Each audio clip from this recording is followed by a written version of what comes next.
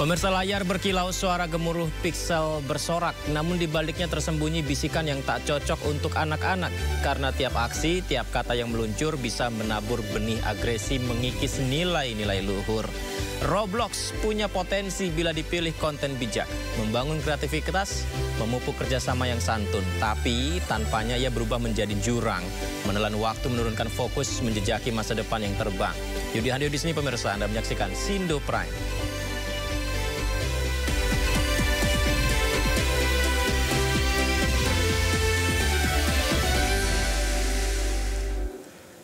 Informasi pertama datang dari tim Satgas Pangan Polri yang melakukan rekonstruksi beras premium oplosan di gudang PT Padi Indonesia Maju, anak perusahaan Wilmar Group di Serang, Banten.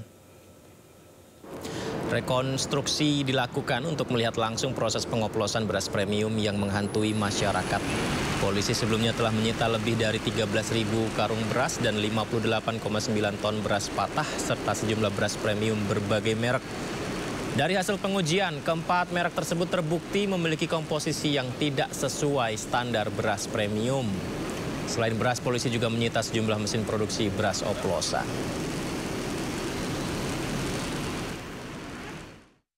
Kemudian perlu kami sampaikan bahwa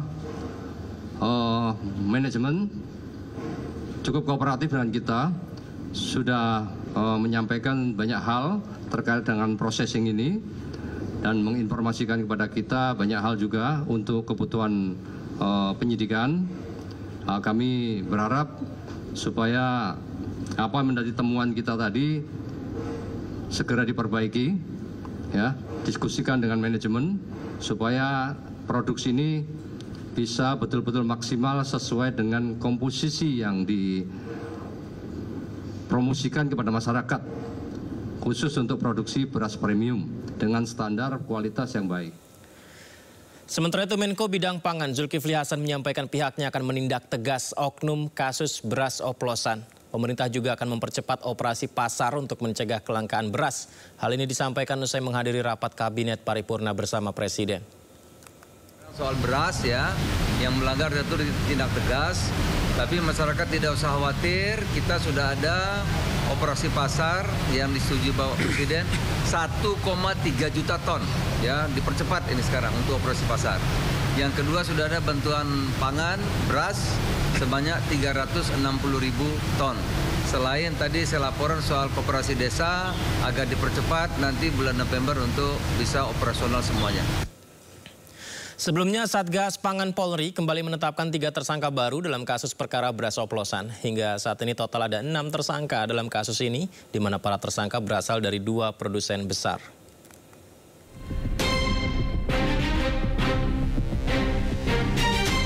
Satgas Pangan Polri menetapkan 3 tersangka baru dalam kasus beras tidak sesuai standar mutu pada kemasan atau oplosan.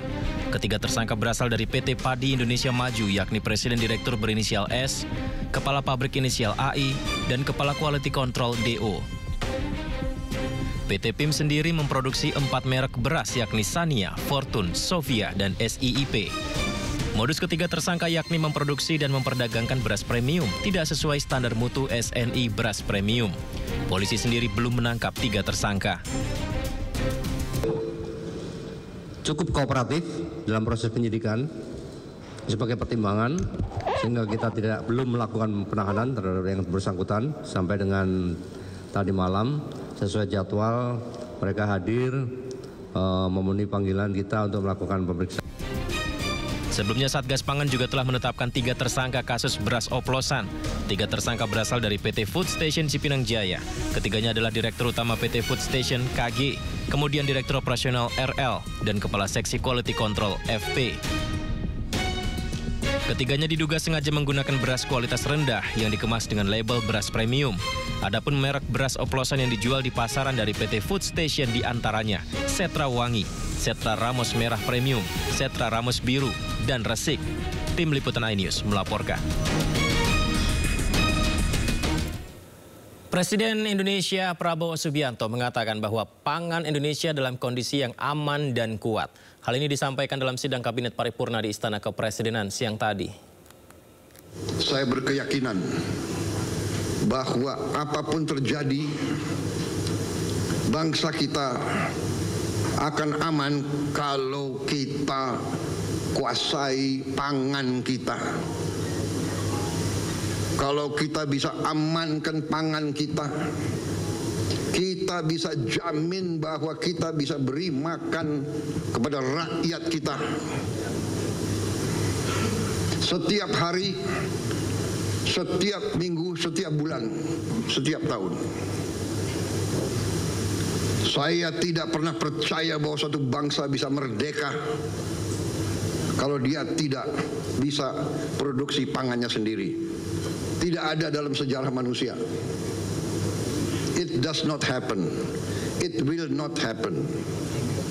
Tidak ada negara yang merdeka berdaulat tanpa dia bisa produksi makannya sendiri. Karena itu, produksi pangan bagi saya adalah strategis. Selalu bangsa kita diganggu, bahkan dirusak melalui pangan. Kalau ada bangsa lain yang ingin merusak kita, dia akan merusak pangan kita. Alhamdulillah, dengan langkah-langkah yang cepat dan terus terang saja, dengan transisi yang baik antara Presiden Joko Widodo dan saya, kita bisa dalam posisi sekarang, produksi pangan kita bisa saya sampaikan berada dalam kondisi yang aman dan kuat. Terima kasih kepada semua pihak yang mencapai ini. Ini juga hasil kerjasama. Kita beralih ke informasi lain, Kejaksaan Agung akan segera menerbitkan status daftar pencarian orang atau DPO bagi pengusaha minyak Muhammad Riza Khalid pekan depan. Kapus Penkum Kejagung Pemirsa Anang Supriyatna menyampaikan penetapan Riza Khalid sebagai DPO dilakukan usai 3 kali mangkir dari panggilan pemeriksaan sebagai tersangka kasus dugaan korupsi pada tata kelola minyak mentah. Anang juga menyampaikan penetapan Riza Khalid sebagai DPO merupakan bagian dari syarat mengajukan red notice yang saat ini sedang dalam proses di Interpol. Baik, yang pertama kita sudah melakukan pemanggilan terhadap MRC sebagai tersangka sebanyak 3 kali. Nanti selanjutnya ditindaklanjuti dengan langkah hukum diantaranya penetapan DPO. Nah, ini kan kita lalui bertahap secara jenjangnya. Untuk memperoleh ke kita ke rilis ada tahapan yang kita lalui. Salah satu persyaratnya itu kan panggilan sudah sesuai aturan dan juga ada penetapan DPO-nya. Nanti diajukan red notice. Red notice sudah kita layangkan sambil melengkapi ketentuan-ketentuan. Nantinya diagendakan, dirapatkan dengan dari Interpol di sini. Dan setelah itu baru dikirim ke Lyon, ke Prancis. Nanti setelah itu ketika di-approve nanti udah tinggal ditetapkan red notice keluar, udah nanti semua imigrasi seluruh dunia akan mengatakan yang bersangkutan akan ketika melalui satu negara akan si tersangka ini makin bisa menjauh atau menghilangkan yang jelas jejaknya? Ketika nanti ditetapkan sebagai DPO ya ruang gerak dia makin terbatas, apalagi kalau sudah terbit red notice kemana-mana dia akan terbatas. Sebelumnya Kejaksaan Agung menyita 5 mobil mewah yang diduga milik tersangka kasus korupsi tata kelola minyak mentah Riza Khalid. Sementara itu Menteri Imigrasi dan Pemasyarakatan mengatakan pihaknya telah mendeteksi keberadaan Raja Minyak Riza Khalid yang saat ini berada di Malaysia.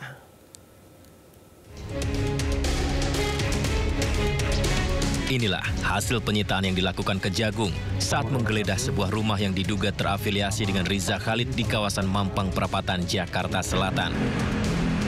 Petugas menyita 5 kendaraan mobil yang saat ini dilakukan pemeriksaan. 5 mobil dalam kondisi tidak terpasang plat nomor, diduga agar tidak terdeteksi. 5 mobil tersebut terdiri dari Toyota Alphard, Mini Cooper Countryman John Cooper Works, 2 unit Mercedes-Benz S500 Maybach, dan 1 unit Mercedes-Benz S450. Setiap mobil ini memiliki kisaran harga 1 sampai 2 miliar rupiah. Dalam hal ini tadi malam tim penyidik sudah melakukan pencarian dan penyitaan terkait dengan perkara atas nama tersangka MRC. Barang-barang ini disita dari pihak terafiliasi, di mana yang bersangkutan sudah dipanggil, tetapi pada saat pemanggilan tidak diindahkan dan kita melakukan penggeledahan. Sementara itu, Menteri Imigrasi dan Pemasyarakatan Agus Andrianto mengatakan pihaknya mendeteksi keberadaan Raja Minyak Riza Khalid di Malaysia. Informasi terkini, paspor Riza Khalid sudah dicabut. Jika ada permintaan, Kementerian IMIPAS juga akan mencabut paspor DPO lainnya, yakni Harun Masiku dan Juristan. Date-nya terpantau di mana gitu? Kalau nggak salah atau masih di Malaysia? Masih di Malaysia. Paspornya dia sudah dicabut ya, mungkin untuk yang lain seperti Juristan dan Harun Masiku mungkin yang paspornya yang diduga masih buron ini seperti apa, Jenderal? Apakah akan dicabut juga paspornya? Kalau memang boleh dicabut. Nggak apa-apa, kalau ada permintaan kita cabut, kita cabut, nggak ada masalah. Tapi sudah ada permintaan dari Kejaksaan Agung.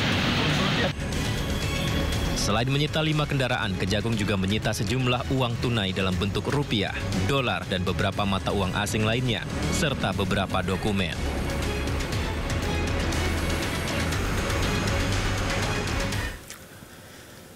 Kita ke kasus lainnya, pemirsa. Untuk keempat kalinya mantan staf Sus Nadiem Makarim Fiona Handayani diperiksa pihak Kejaksaan Agung. Fiona menjalani pemeriksaan sebagai saksi dalam dugaan korupsi pengadaan program digitalisasi di Kemendikbudristek. Setelah menjalani kurang lebih 10 jam pemeriksaan, Fiona bersama kuasa hukumnya keluar gedung Jampitsus. Fiona yang menjabat sebagai staf Sus Mendikbudristek tahun 2022, ini diduga mengetahui aliran komunikasi maupun proses internal terkait proyek digitalisasi itu. Hingga saat ini kasus yang diduga merugikan negara hingga 1,9 triliun rupiah. Ini baru menetapkan 4 tersangka. Mereka adalah Direktur SMP Kemendikbudristek, Direktur Sekolah Dasar Kemendikbudristek, dan staf khusus Nadiem lainnya.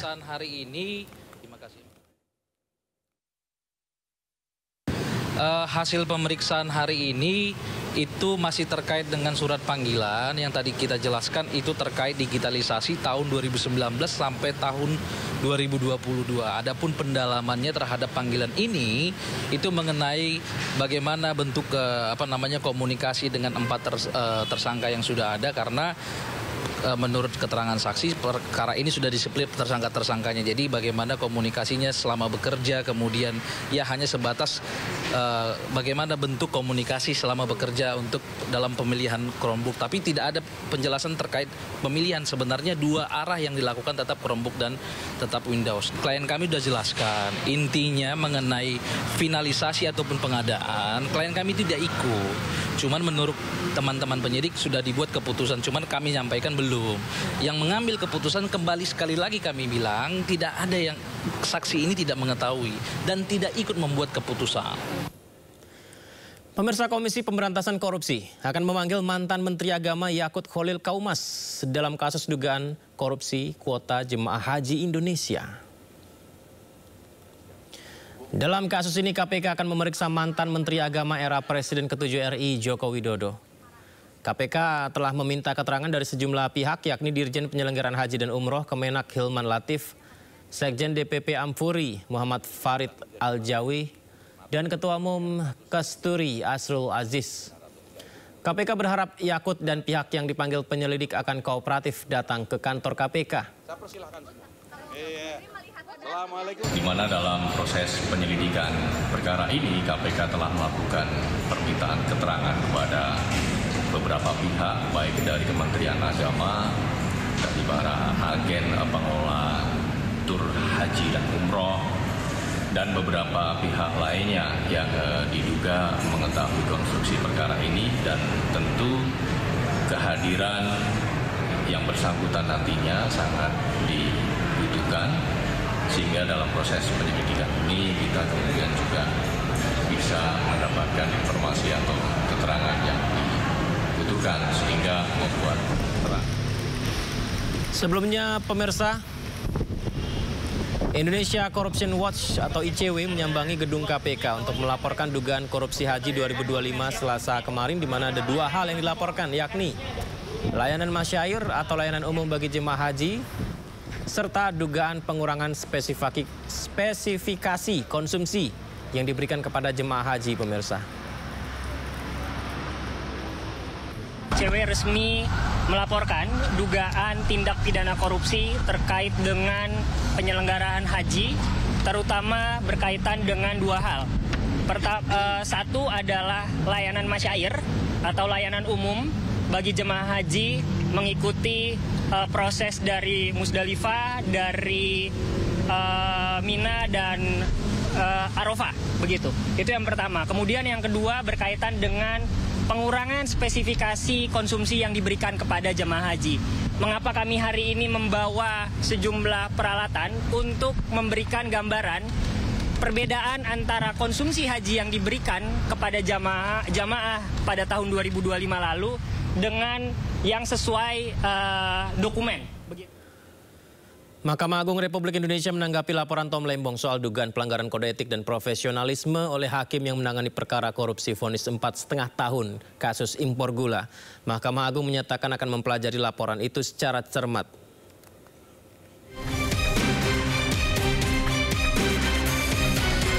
Mahkamah Agung Republik Indonesia menanggapi laporan Tom Lembong soal dugaan pelanggaran kode etik dan profesionalisme oleh hakim yang menangani perkara korupsi vonis 4,5 tahun kasus impor gula. Mahkamah Agung menyatakan akan mempelajari laporan tersebut secara cermat untuk menentukan perlu atau tidaknya klarifikasi terhadap 3 hakim yang memvonis Tom Lembong. Sementara terkait dugaan pelanggaran sertifikasi hakim tipikor, Mahkamah Agung menegaskan hakim yang menangani perkara itu telah mengantongi sertifikasi resmi sebagai hakim pengadilan tipikor. Yaitu hak bagi para pihak yang merasa hak-haknya dirugikan boleh mengadu, kan? Dan secepatnya ya akan ditindaklanjuti. Makanya di sini tadi kan saya sebutkan, Ketua Mahkamah Agung secepatnya akan mempelajari dan menindaklanjuti, kan seperti apakah perlu klarifikasi atau tidak, ya kan seperti itu. Artinya kan pasti ditindaki, pasti itu namanya laporan akan klarifikasi, akan dipanggil, ya seperti itu pasti. Ya. Sebelumnya, Tom Lembong melalui kuasa hukumnya Zaid Musyafi resmi melaporkan majelis hakim yang memutus perkara di kasus impor gula kepada Mahkamah Agung. Pelaporan didasari karena perlu adanya evaluasi dan koreksi mendalam terhadap proses hukum yang dijalani oleh Tom Lembong. Menurut Zaid, Tom Lembong berkeinginan agar penelusuran dilakukan dan menginginkan perbaikan sistem hukum yang menyeluruh agar tidak ada orang lain yang merasa diperlakukan serupa. Laporan kepada MA juga mencerminkan semangat untuk memperbaiki proses penegakan hukum di tanah air. Dari Jakarta, Bagus Prasetya, Tri Julianti, Leman, iNews melaporkan. 2 kendaraan taktis Panzer terparkir di kantor Kejaksaan Agung. Namun Kejagung bantah pengamanan diperketat terkait dugaan ancaman terhadap Jampitsus.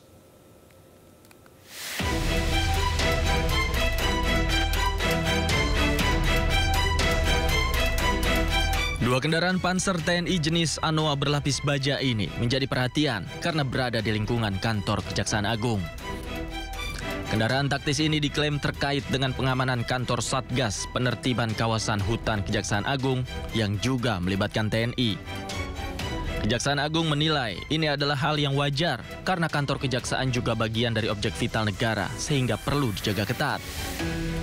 Selain itu, penjagaan ketat juga berkaitan dengan kasus-kasus besar yang sedang ditangani oleh Kejaksaan Agung. Kehadiran kendaraan taktis di kantor kejaksaan dikaitkan dengan penjagaan ketat di rumah Jampitsus Kejaksaan Agung, Febri Adriansyah. Ada dua. Tapi mahal secara urgensinya itu apa sih Pak sampai ada? Iya, pengamanan lah, itu teman-teman TNI lah benar. Tidak ada masalah kok. Kan ini juga alat tempat ini juga, alat vital negara juga kejaksaan. Kebetulan nangin perkara besar kan. Bukan karena permintaan dari Kejagungnya, karena merasa ada ancaman atau apa gitu? Ini PKH, ya karena kan ada unsur TNI di dalamnya. Sebelumnya, rumah Jaksa Agung Muda Pidana Khusus ini dijaga ketat TNI karena diduga akan digeledah oleh polisi. Namun informasi ini telah dibantah oleh polisi dan Kejaksaan Agung sendiri.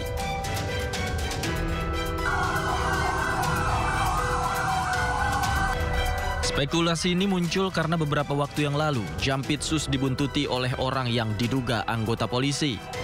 Dugaan publik juga mencuat pasca viral video yang diduga iring-iringan kendaraan taktis milik Brimob di depan kantor Kejaksaan Agung. Dari Jakarta, tim liputan iNews melaporkan.